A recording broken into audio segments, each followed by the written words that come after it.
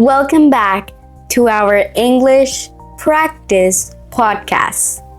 Today, I'm going to speak slowly, clearly, and in a very real-life way so you can train your ears and feel confident when you travel.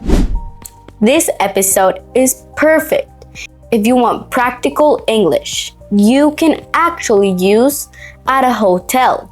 If you stay until the end, you'll learn exactly what to say for hotel check-in and reservation problem, asking for help, changing rooms, and checking out with simple, natural sentences that Americans use. All right, let's begin. Today's story starts at a hotel. My name is Ellie, and I'm traveling with my friend Carla. Carla is excited, but she's also a little nervous because English is not her first language. She can understand some English, but hotels can be stressful, especially if there is a problem. We walk into the lobby. It's quiet. The lights are warm. We can hear a little music. Carla takes a deep breath and says, "Okay, let's do this." We walk up to the front desk. The receptionist smiles and says, "Hi there, welcome. How can I help you?" Carla smiles and says, "Hi, we have a reservation." The receptionist nods. "Great, what's the name on the reservation?" Carla says, "Carla Martinez." The receptionist types on the computer. Her smile becomes smaller. She looks at the screen again. Then she says, I'm not seeing it." Carla freezes for a second. She looks at me worried. I stay calm, and Carla tries again slowly. "Sorry," Carla says. "Can you check again, please? I booked it online." The receptionist nods. "Of course. Can you spell your last name for me?" Carla says, Martinez.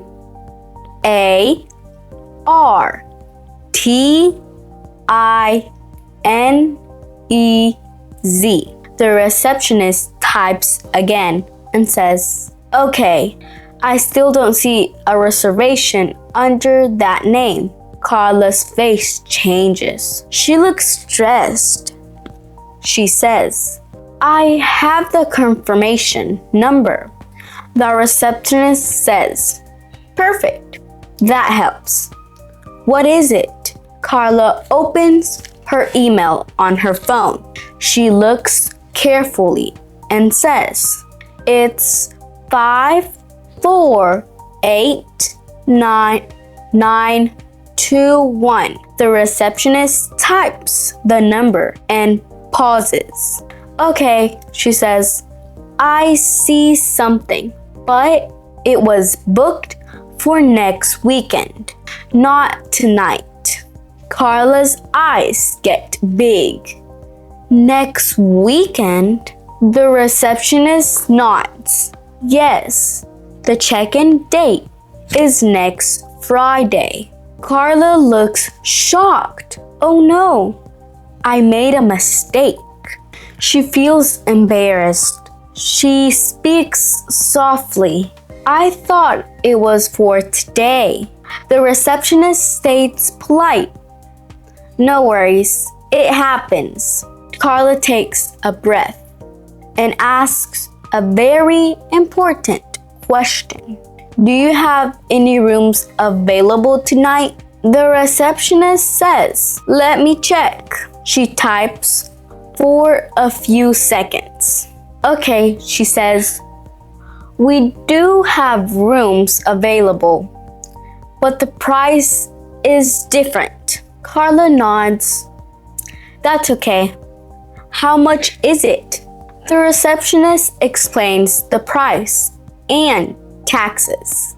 Carla listens carefully. Carla looks at me and whispers, what should I do? I whisper back. Ask if they can match the online price. Sometimes they can help. Carla looks back at the receptionist and says politely, is there any way to match the online price? I booked by mistake, but I still want to stay here. The receptionist thinks for a moment. She says, I can't match the exact price, but I can give you a small discount. Carla's face relaxes. Okay, thank you.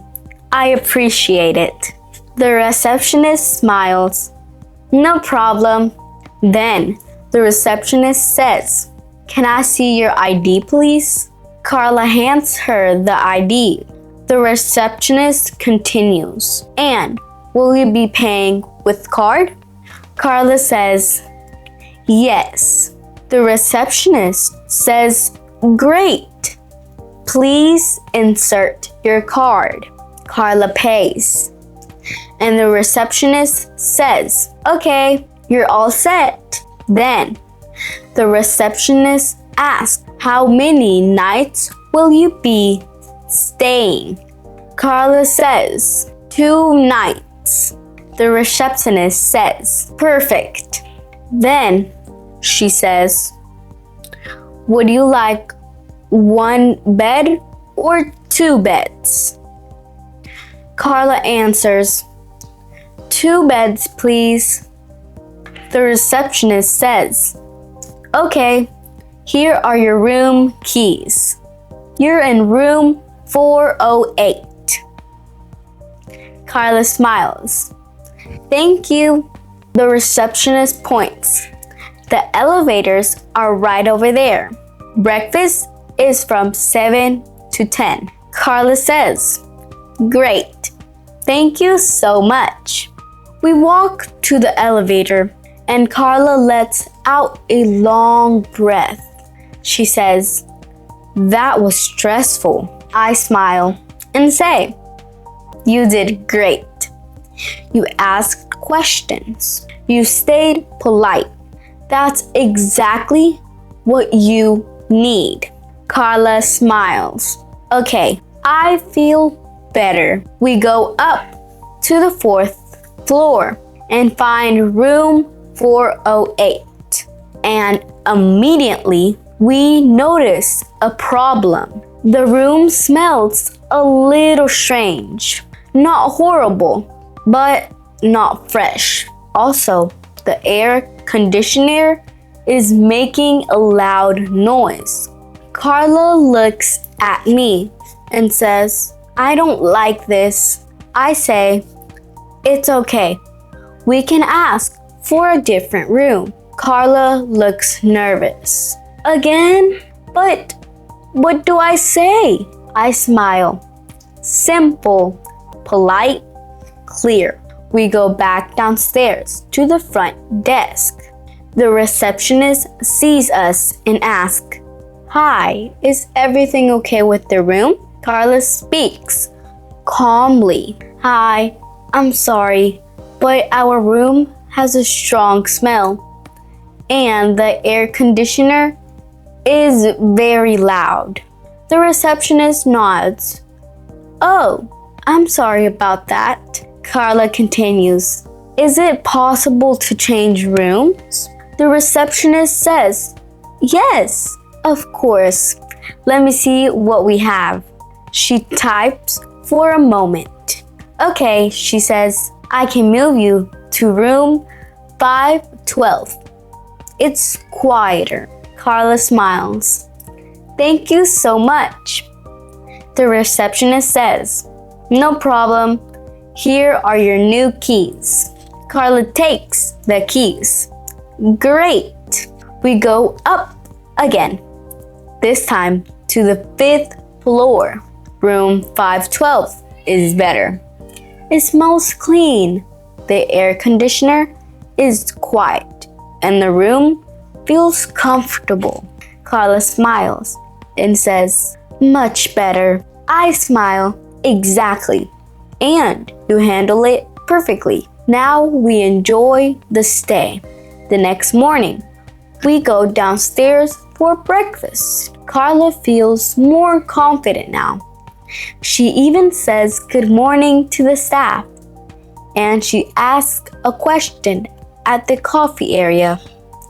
She says, excuse me, is this coffee regular or decaf? The worker says, regular. Carla nods. Thank you. That's real practice, simple and useful. After 2 nights, it's time to check out. We pack our bags and we go back to the front desk. The receptionist says, good morning, checking out?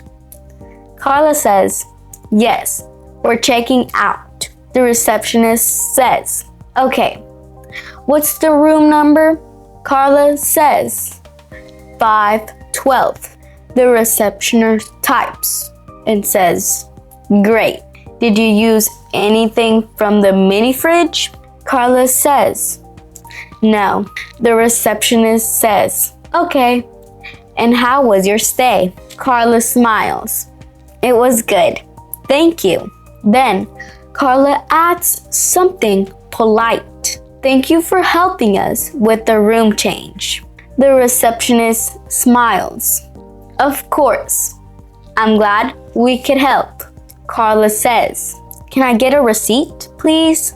The receptionist says, yes. Would you like printed receipt or an email? Carla says, email please. The receptionist says, perfect. You're all set. Carla smiles. Thank you. Have a good day. The receptionist says, you too. Safe travels. We walk out of the hotel and Carla looks relieved. She says, Ellie, I can't believe I did all of that in English. I smile and say, you did it because you stayed calm and you used simple sentences. And that's the lesson for today. Now, before we finish, here are the most useful hotel English phrases for this story. Listen to them and remember them. Hi, we have a reservation.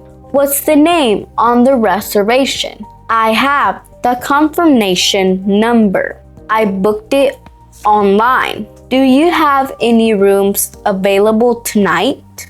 Is there any way to match the online price? Can I see your ID, please?